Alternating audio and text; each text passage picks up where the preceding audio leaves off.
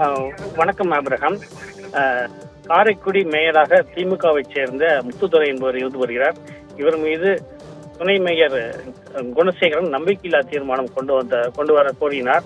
இதனையடுத்து எந்த விதமான நடவடிக்கையும் எடுக்காததால் கடந்த ஜூலை 15ஆம் தேதி அதிமுகவைச் சேர்ந்த ராஜ்குமார் என்பவர் உயர்நீதிமன்ற மதுரை கிளையில் மனு தொடர்ந்திருந்தார்.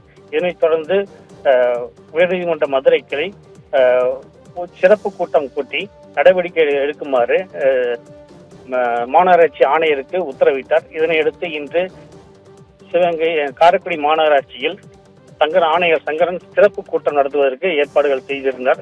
இந்நிலையில் மாநகராட்சி உறுப்பினர் 35 பேர் வர வேண்டிய நிலையில் அதிமுகவை சேர்ந்த 7 உறுப்பினர்களும் சுயேட்சை உறுப்பினர் ஒருவர் என 8 பேர் மட்டுமே வந்திருந்தனர். இதனால் போதிய கோரம் இல்லாததால் நம்பிக்கையில்லா தீர்மானம் தோல்வி அடைந்ததாக ஆணையர் அறிவித்து விட்டு சென்றார்.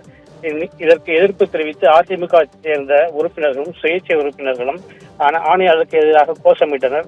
நம்பிக்கையில்லா தீர்மானத்தை ஒத்தி வைக்க வேண்டும், இதை கேன்சல் பண்ணக்கூடாது அப்படிங்கிறதுக்காக அவங்க கோரிக்கை வச்சிருந்தாங்க.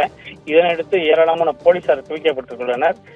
இந்த நம்பிக்கையில்லா தீர்மானம் தோல்வி அடைந்ததால் தற்போது இந்த பிரச்சனைக்கு ஒரு முடிவு ஏற்பட்டுள்ளது. ஆபிரகாம். ஜெயச்சந்திரனின் அடடா ஆடியோ ஆஃபர் 5 முதல் 70% வரை டிஸ்கவுண்ட்.